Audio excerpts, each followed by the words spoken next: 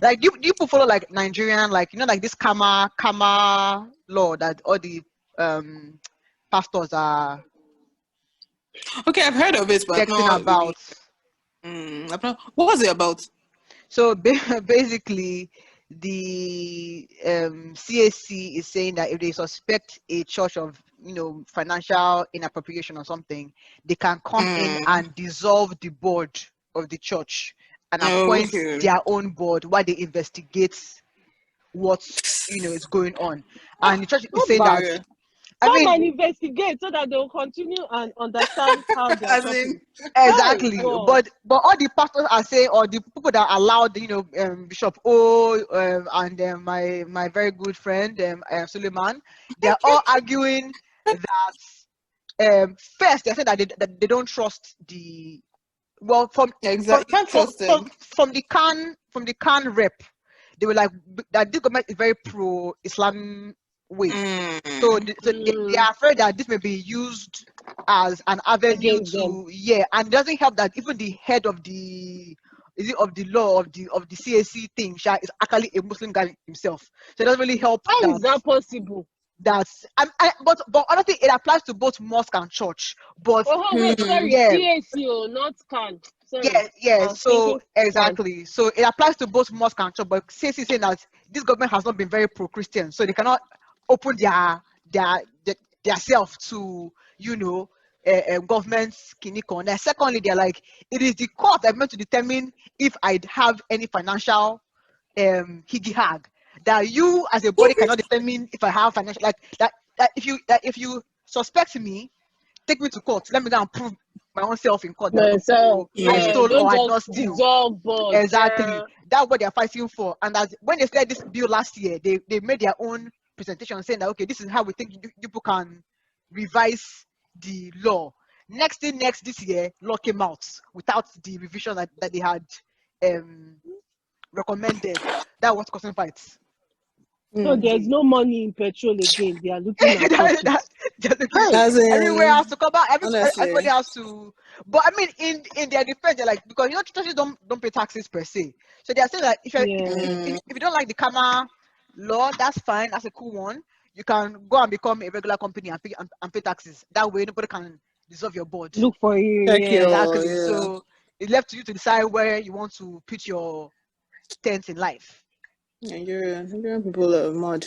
But the people is that the thing is that I can't even side anybody because the church itself, they have wahala. The reason why they are fighting this is because they are doing crooked things. Yeah. Them they know. So that's the problem. Because if they don't have anything to hide now, they won't start fighting. Exactly. But they've done different things and they're not paying tax because somebody like Oyedepo now, is he paying tax for every other thing apart from the offering? Because there are many businesses under that is a key point. And all this. That's a key point. That's a key point because Covenant in my opinion, is a for-profit school. Exactly. Right? I heard from a church member that they have a where he packs his PJ, right? That they bought or they lease the hangar, but that what they do is that when the PJ is not on seats, they also rent it out to other PJ owners who want to use. So that's also to me a business. So are you being taxed on the PJ rental space and on the Covenant University? Or you're saying that they're all within the church body, so therefore no taxing. And that school cannot be with church body because it cannot be because they use contribution to build the university and then the members cannot afford it. So that is another exactly. But that's an angle. But it's just that we put our offering where we thought was going to bring No, good it's not even offering. Now you're talking offering. My mother and father were Living Faith members. They contributed. There was a university fund. They contributed every Sunday. They contributed. That's why my mom left the church because after contributing, the thing became something completely different. They said, wait. This was a university to build for members of the church to have their children go to a good school. the thing just changed. Man, church That's is how they chop business their now. Because money. even those Catholic, but Pentecostal churches are a disgrace. Catholic churches, like I don't know now, but back in the I won't days, accept like that. the There I schools was they won't built, accept that structure. from you. I will the not schools accept they that. built, That's a big word. the schools. Disgrace is a big word. Excuse me. Like, the schools they built were missionary schools. It was free. This one, you go and carry people's money and be buying private jets. Like, what is that? As in, do you get? I don't get the Pentecostal point. churches, It's the most expensive school in everything Nigeria, is for university. profits. Haba. But these No, people, they Olelepo will just make need, noise. But is that they just need. but is that an angle? Because Commander is also one of the highest ranked in terms of like quality of education schools in Nigeria. So I mean, if they are left it for this is a charitable, yeah, Basira's There's different angles, I guess. can come there, and yeah, Basira cannot support the financial outlay of the university. Right, but Commander be where it is ranks, because I'm guessing their alumni now appreciate the fact that it is not everybody can come in, because I said in Nigeria that's a high. It's like almost like our Ivy League. Yeah. No, but then it is not everybody that goes to Covenant that is a member of the church. Fair. Do you understand? Yeah. So the members of the church, not that they should go free, but they should have a substantial discount. Fair, but and then non-members will just go free, because now, like Pastor Yedepo now, all the private jets he has, how is he sustaining it? So if they are true to themselves, they will have enough money to sustain that school. That's without this thing.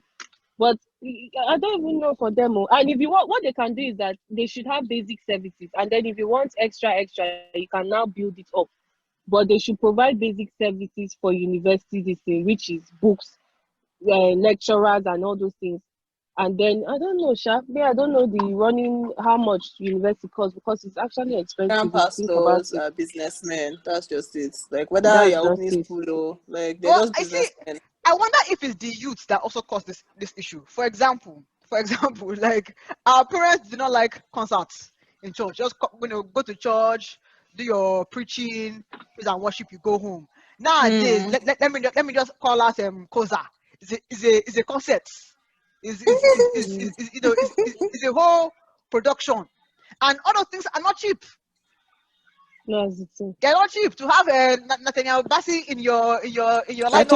No, you're calling the wrong church, Alero.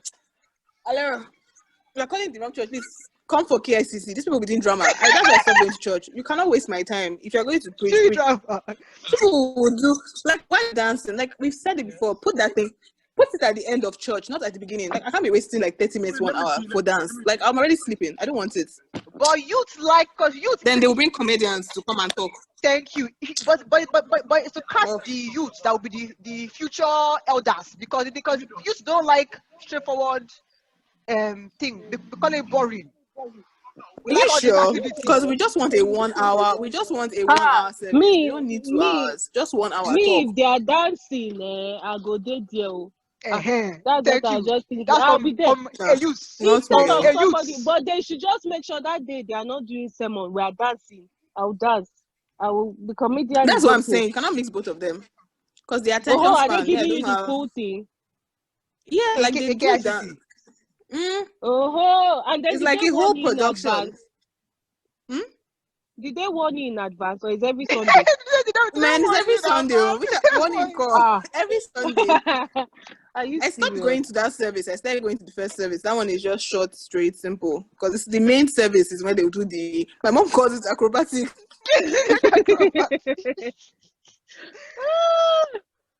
They just want to keep you longer so that you do two or three. I thought it was even every day. Just like a special event. I think it was every Sunday. That's the thing. Make it maybe once a month or something, not every single Sunday. People get tired of clapping stuff. It's like, we know this is like it's like something you're doing in like primary school presentation. Like, come on, no, this is not children's church. This is rude. This is rude. They are trying to be creative. They are trying to be creative. But to me, it's to catch the youth. If you can't do sing hymns, Hail Thy Jesus of the day, people will not come. Youth will stay in their house. That's the thing. But they can make the production short.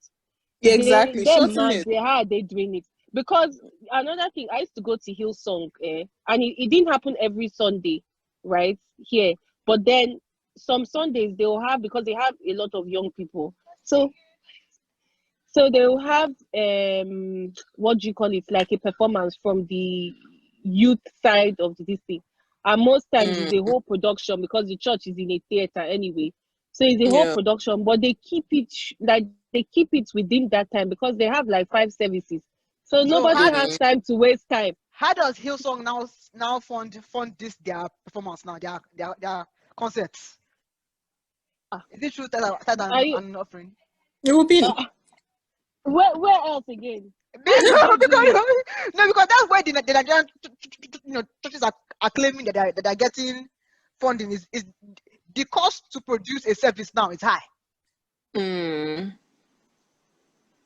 Even the ACs they put there, all those things. Much standard AC to really cool down the whole place. No, but to be honest, in agreement, then it's actually high. It's very high. Because if you think about it, for those few hours, all those serere that you do now, it is high. Run generator, but blah, that's blah, where, blah, blah. for me, that's where this whole business thing comes in. Because for me, again, like I said, church is business, because you're trying to get the well-to-do people, and you feel like, I'm not saying, I like AC, I cannot go to church without AC. I'm saying that there's some things that are not necessary that some churches do. If you don't have the money, see, your thing, like if you read Bible, it is to win souls, Abby. Yeah. Put AC, definitely. Like, how much is AC now? Come on, maybe lights. How much? That's why I say keep your service short. People doing acrobatic, all that one, you're wasting money. Like, I think they try to in this world, everybody tries to make things too bigger than it's supposed to go be. Big or go just keep it everything simple. Packaging. Go big or it's go too much.